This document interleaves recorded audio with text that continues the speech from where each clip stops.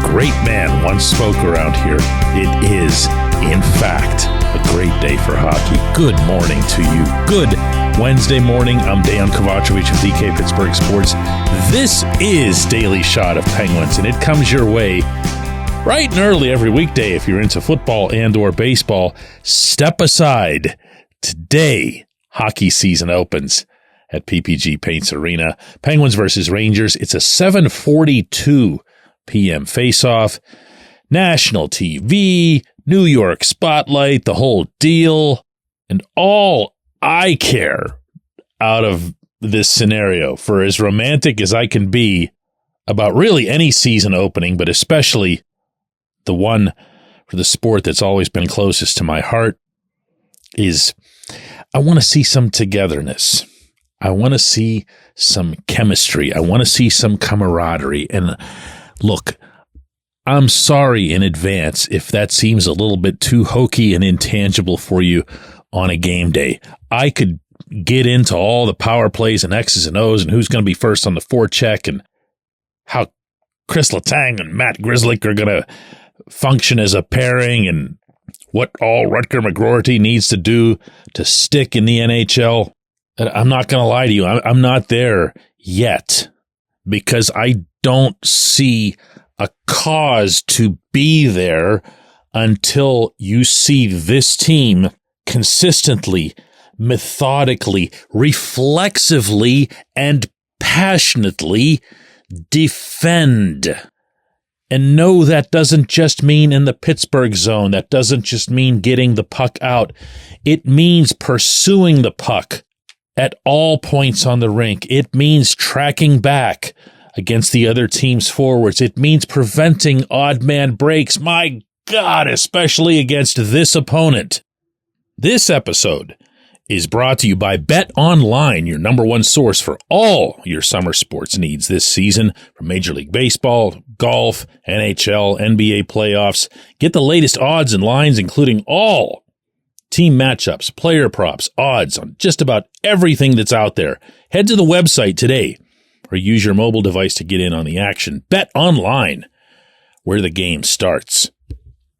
When the Rangers play the Penguins, Chris Kreider, Artemi Panarin, and Mika Zibanejad, they pretty much roll out of their hotel beds on a 2-on-1. That's the way these games have gone now for years. No. Okay, make that a no. Because if all of these boring things that I'm bringing up aren't put into play, and what's more, and this is why I said that it has to be reflexive, if they aren't put into play in a way that smoothly segues with everything else the Penguins want to do, my friends, none of the rest of this is going to matter. The power play that we're all fussing and fretting about and have been rightly so for more than a year, not going to matter. The line combinations that we've really been fixated on through training camp won't matter. How will the old guys mesh with the young guys to form some kind of new, passing the torch identity? It won't matter. It won't matter. All of them. Every last one of them, 87 and 71, all the way down to McGroarty making his NHL debut, they need to be playing the same way away from the puck. If you are in the building tonight, you will know within the first 5 to 10 minutes if what I'm talking about is going to catch on.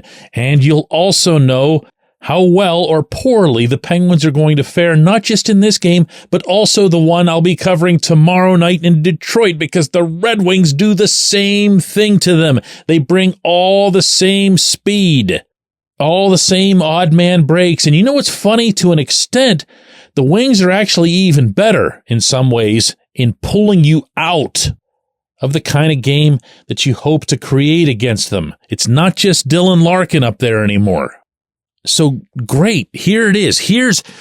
You can look at this, as a negative and say, wow, it'd be a lot better if they started against a couple of teams that didn't do much offensively. And no, this is what everybody should have been heeding throughout camp. This is what Lars Eller told me back when camp opened, had been the central point of conversation, not just from the coaches to the players, but from the players to other players.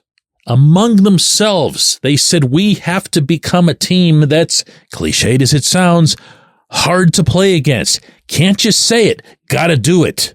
And you gotta start with that tonight. If you win a game 2-1, if you win 1-0, even if you get yourself, some kind of shootout loss out of it, but you keep it low scoring, that to me is a much, much brighter indication for this team's future, meaning the immediate future, meaning this season, meaning getting back into the playoffs, than any sort of, big offensive output they could put together, although that's not going to be any picnic either against Igor Shesterkin. Just defend.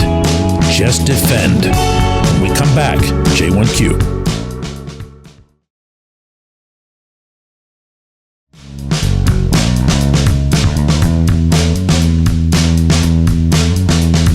Today's J1Q comes from Bill in Mooresville, Indiana, who asks, DK, I can't wait for the season to start. My question, with the mass array of forwards in camp this year, did Noel Acciari really beat them all out for a spot on the fourth line?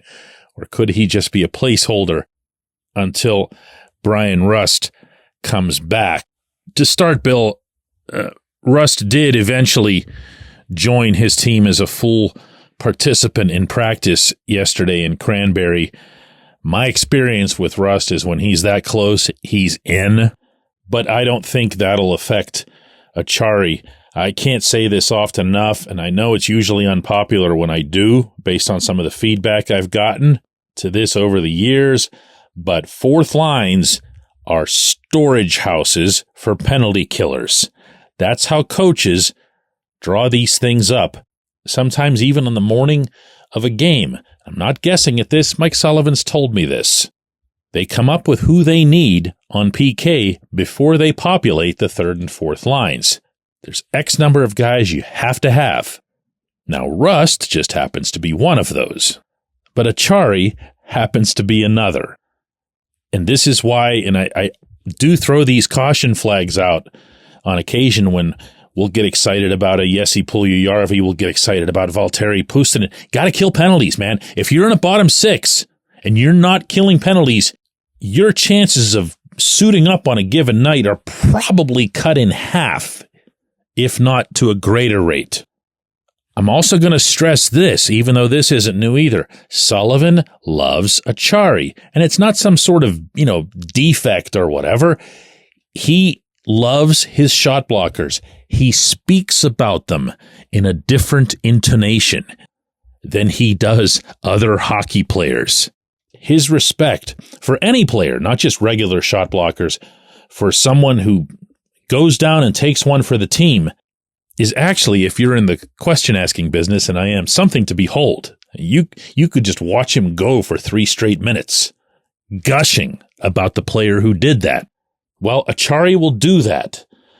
Sullivan refers to Acciari as a warrior, and that kind of makes me cringe a little bit, not because of the military thing, but because that's what a lot of guys used to say about Patrick Hornqvist, and Hornqvist only did about 700 additional things beyond anything that Acciari is capable of. But he's saying it in that setting. He's saying it because of the shot blocking, because of the sacrifice, because of the risk to personal injury.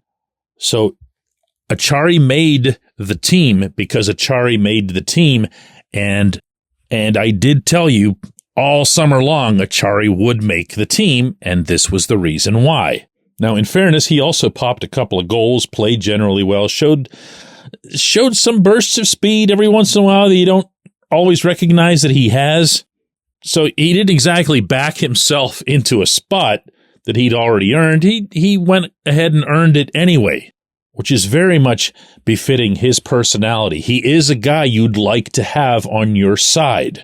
And, by the way, a really good guy. Man, I hope one of the things that's always clear to people who listen to this program is that when I criticize somebody, it does not necessarily, in fact, it very rarely means that, like, I don't like them or something.